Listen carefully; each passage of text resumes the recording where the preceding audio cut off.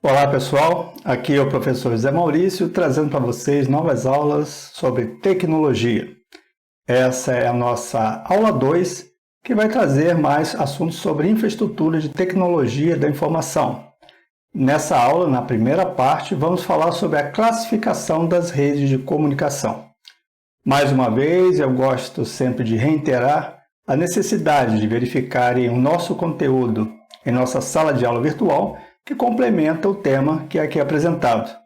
Então vamos lá, vamos à nossa videoaula 2, primeira parte, onde o tema será classificação das redes. As redes de comunicação, elas podem ser classificadas segundo alguns critérios. Eu destaco aqui para vocês 4 desses critérios. Primeiro, quanto à área de abrangência. Segundo, quanto à topologia. Terceiro, quanto às tecnologias de comutação. E quarto, quanto aos tipos de conexão. Então vamos ver cada uma delas. A classificação das redes quanto à abrangência diz respeito à cobertura geográfica dessas redes. Podemos ter redes de comunicação com abrangência de 1 metro, chegando a 10, 100, 1000 metros, dependendo muito da tecnologia. Começando pelas PAN, Personal Area Networks, são redes de uso pessoal, são aquelas que estão mais próximas do elemento humano. Foram caracterizadas principalmente por uso de tecnologias como Bluetooth, Wi-Fi, sistemas de frequência de luz do tipo infravermelho. Ela não está limitada, veja que ela não está limitada ao uso de rede sem fio. Nós podemos incluir aí tipos de cabos, como por exemplo o cabo de uma impressora que conecta a impressora ao equipamento para que ela possa fazer o seu serviço. Cabos metálicos, até mesmo cabos de fibra ótica e sistemas de infravermelho que conectam periféricos, como por exemplo controle remoto de televisores. O alcance dessas redes se encontra entre 1 metro, chegando em 100 ou um pouco mais metros em média. Outra rede bastante popular são as redes locais de computadores, a LAN, Local Area Network, que correspondem às redes domésticas, redes comerciais e mesmo no âmbito industrial. Esse tipo de rede é o que mais encontramos no dia a dia e foi popularizada pelo padrão Ethernet.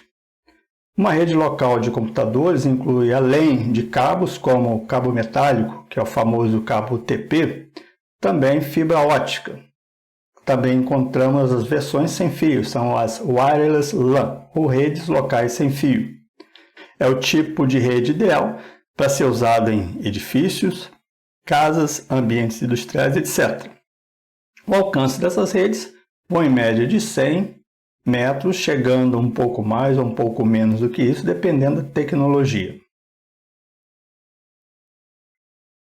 As redes locais de computadores são as mais difundidas no mundo todo. Elas podem prover conexões de alta velocidade, prover a conexão entre diferentes máquinas com diferentes processadores, periféricos, diversos tipos de terminais ou dispositivos de comunicação, permitindo a conexão dentro de um ambiente, por exemplo, uma sala, dentro de um prédio ou interprédios ou mesmo dentro de um campus. São, portanto, os tipos mais comuns de redes que vocês vão encontrar no dia a dia. Outra rede também que está acima em termos de alcance é a CAN, Campus Area Network, que é uma rede que é caracterizada pela interconexão de redes locais, por exemplo, dentro de uma área geograficamente limitada. Os equipamentos dessa rede e os meios de transmissão estão restritos a uma área delimitada chamada área de campus. Ela é encontrada dentro do ambiente de empresas, de universidade, prédios governamentais, caracterizam o uso de CAN. O alcance, portanto, chega a alguns quilômetros, dependendo da área de cobertura. Acima das CAN, nós temos as MAN, Metropolitan Area Network, ou redes de área metropolitana, que equivalem à cobertura de cidades, às vezes de grandes bairros, por exemplo, em grandes centros urbanos. Trata-se de uma rede que pode ser privada ou pública. Tem uma cobertura onde essas áreas estão bem próximas uma das outras, permitindo conectar tanto CANs quanto LANs dentro de um alcance de dezenas de quilômetros, que é o que há de se esperar em termos de cobertura de um bairro ou de uma pequena cidade. E as redes de grande abrangência, de âmbito nacional, continental e mundial, cujo principal exemplo é a internet, são as WAN, Wide Area Network, ou redes de longa distância, também conhecidas pela sua cobertura a nível de cidades, de regiões, de estados e mesmo de países. A cobertura, portanto, ela pode se estender por milhares, dezenas de milhares de quilômetros e é característica das redes de telecomunicações, por exemplo. E mais modernamente temos as redes de corpo, né? As redes corporais, que são redes ou redes de área corpórea, né? As Broad Area Networks, que também são utilizadas muito em conjunto com outras tecnologias, por exemplo, tecnologia da área médica. São redes sem fio que utilizam dispositivos de comutação e dispositivos computacionais dotados de processamento que podem ser vestíveis. Os sensores são colocados junto ao corpo, pode ser colocado na roupa ou implantado na roupa ou no corpo do indivíduo para coletar dados biométricos. Vejo que nós temos várias formas de fazer essa coleta de várias informações, principalmente para controle das funcionalidades orgânicas. Resumindo, nós temos aí áreas de cobertura diferentes, de abrangências diferentes, que vão desde as bands, que estão juntas ao nosso corpo, seja na roupa ou seja através de implante, que vai chegar a menos de metro, as PAN, que são as redes de área pessoal, e vão chegar aí a 1 metro, 10 metros no máximo, as LAN, com cobertura entre 100 e pouco mais de 100 metros, seguidas das CAN, das áreas de campo, das MAN, que vão chegar à área de cidades, e por último, a grande cobertura em redes de longa distância, as WAN.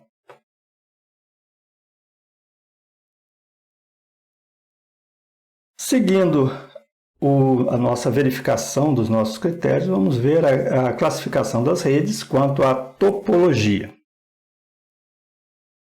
Quando falamos de topologia, nós nos referimos à maneira pela qual os enlaces de comunicação e os dispositivos de comutação de rede estão interligados.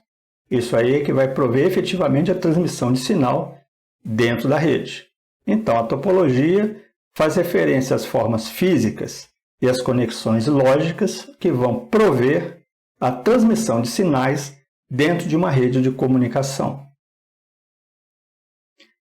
Quanto à topologia física, ela compreende todas as conexões físicas, as formas de ligação dos dispositivos de rede, o layout, ou seja, a disposição desses dispositivos ao longo da rede, os tipos de conectores, os tipos de cabo que são utilizados, a fim de que essa comunicação seja estabelecida fisicamente. Já a topologia lógica da rede, ela se refere à forma como um sinal é efetivamente transmitido entre os dispositivos de rede, por exemplo, de um computador para outro. Ou seja, define os meios que vão ser utilizados, os protocolos que serão utilizados, a forma de tratamento dos sinais que serão transmitidos por esses dispositivos, indicando níveis de sinal, indicando direção de sinal e quem irá transmitir e quem irá receber, ou seja, tudo dentro de uma padronização. Quanto às topologias físicas, nós temos algumas variáveis, alguns tipos que são utilizados ainda em muitas redes e outros que caíram em desuso. O primeiro tipo a se destacar é a topologia em barramento, que foi muito utilizada nas primeiras redes locais de computadores. A topologia em barramento é uma topologia física de rede dita multiponto, pois são vários dispositivos interconectados, onde todos esses dispositivos estão conectados por um cabo em comum ou através de um link de comunicação em comum. Como dito, foi muito utilizado no início das redes de computadores, utilizando cabos coaxiais. Hoje é mais difícil encontrar esse tipo de topologia numa rede local, por exemplo. A segunda topologia física, a topologia em anel ou ring, é uma topologia ponto a ponto, onde os dispositivos da rede estão conectados entre si, formando um circuito fechado, formando um anel. Vejam que para utilizar esse tipo de topologia é necessário haver uma permissão que deve circular entre os elementos dessa rede, e essa permissão é conhecida como token. O outro tipo de topologia física, muito usado ainda na atualidade, é a topologia em estrela, que é uma topologia de rede ponto a ponto, onde os dispositivos estão conectados a um elemento central, a um concentrador central, que vai fazer todo o controle de fluxo dessa comunicação. Modernamente, encontramos fazendo esse papel os switches e os roteadores em redes locais de computadores. Também podemos destacar, dentre as topologias físicas de rede, a topologia híbrida. Essa topologia é uma combinação de uma ou mais topologias de rede já ditas anteriormente.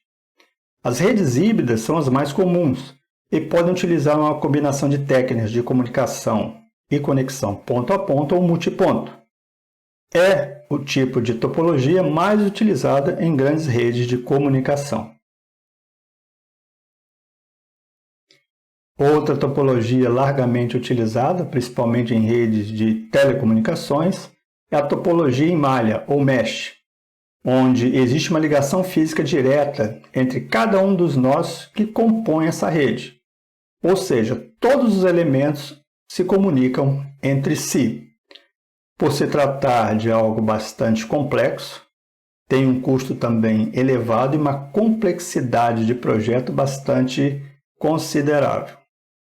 As redes de telecomunicações em geral utilizam topologias em malha para propiciar aos seus usuários a utilização ininterrupta, 24 horas por dia, 7 dias por semana. Seguindo nossos critérios de classificação de rede, nós temos quanto às tecnologias de comutação.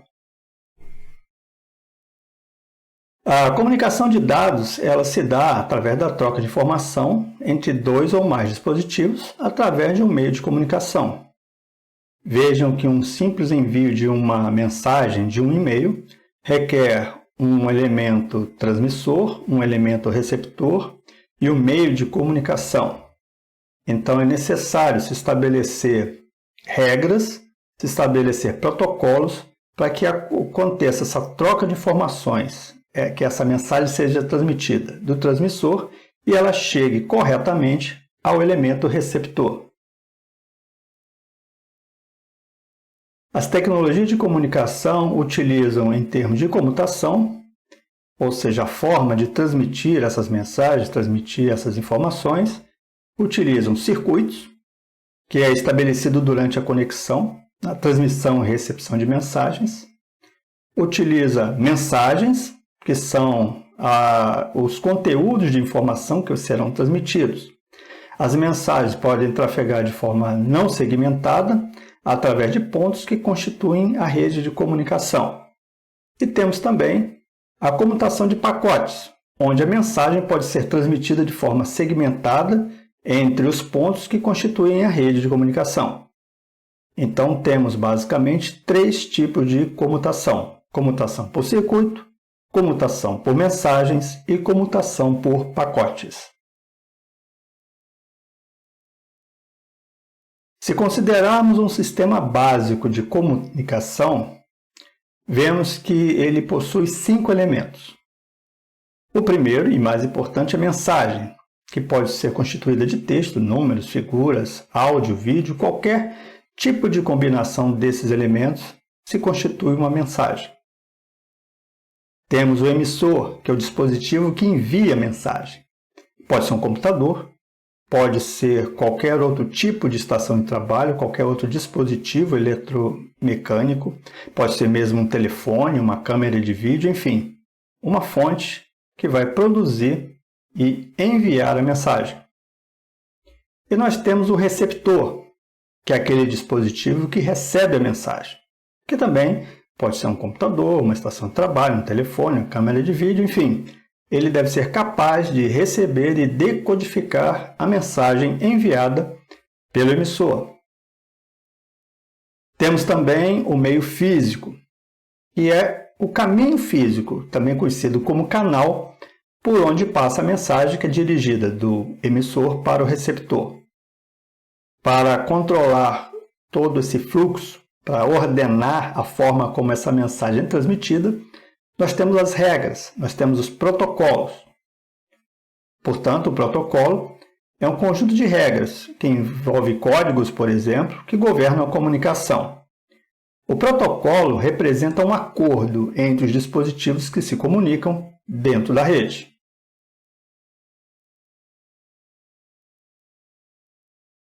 Também temos 3 tipos de transmissão.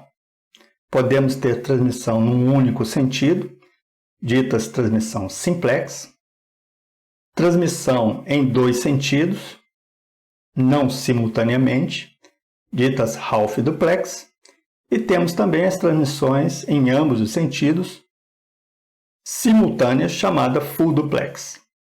Em resumo, as transmissões simplex ocorrem dentro de sistemas de transmissão de dados, onde um dispositivo é exclusivamente o transmissor e o outro é exclusivamente o receptor. Portanto, essa transmissão é unidirecional, ou seja, apenas um transmite dados e o outro apenas recebe. Vejam, por exemplo, que um televisor convencional, numa recepção de um programa de TV aberta, ele apenas recebe o sinal vindo da empresa, da concessionária que produz aquele programa. Ele não retransmite esse programa para outros elementos. É um exemplo, assim como o rádio, assim como outras fontes de comunicação no nosso dia a dia. Já em transmissões half duplex, essa transmissão de dados ocorre de uma forma bidirecional, ou seja, nos 2 sentidos. Entretanto, por compartilharem o mesmo canal de comunicação, esses dispositivos não transmitem ou recebem dados simultaneamente. Ora, um transmite e o outro recebe, ora, o outro transmite e o primeiro recebe. Uma forma de comunicação clássica, um exemplo clássico disso são os rádios walkie-talkies, onde você pressiona um botão para falar e libera o botão para ouvir, ou seja, apenas um rádio transmite enquanto o outro recebe. E por fim, as transmissões em full duplex, que também utilizam uma comunicação bidirecional, porém simultânea. Nesse caso, ambos os dispositivos podem transmitir e receber dados ao mesmo tempo. É o caso, por exemplo, dos sistemas de telefonia, onde podemos falar e ouvir simultaneamente.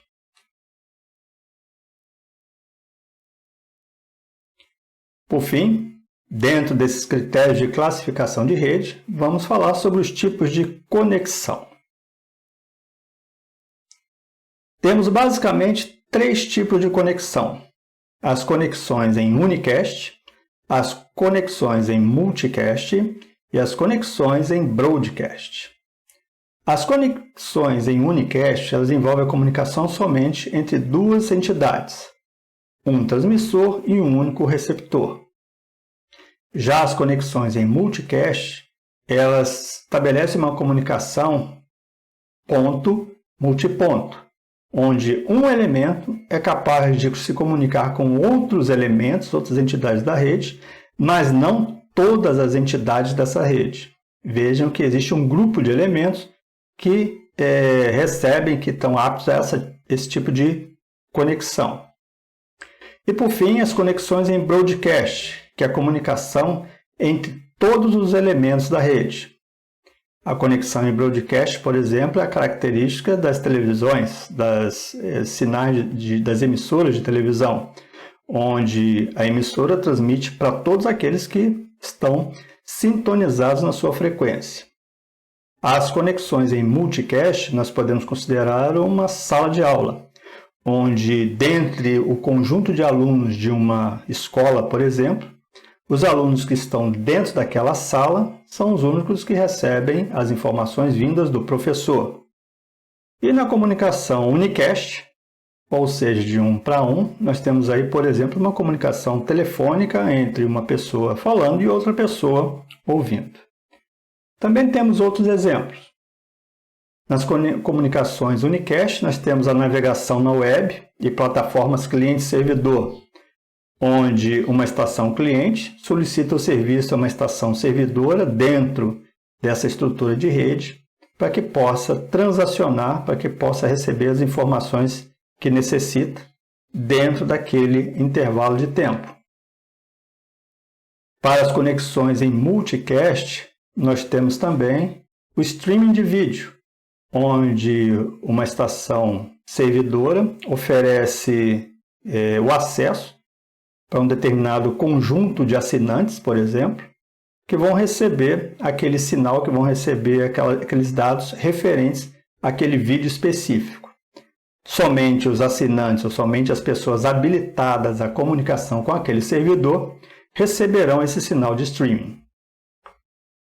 E por fim, as conexões em broadcast são as comunicações de rede de rádio e TV, muito populares, onde todas as pessoas, todos os dispositivos, sejam aparelhos de rádio, aparelhos de TV, que estejam sintonizados naquela frequência, receberão o mesmo tipo de programação.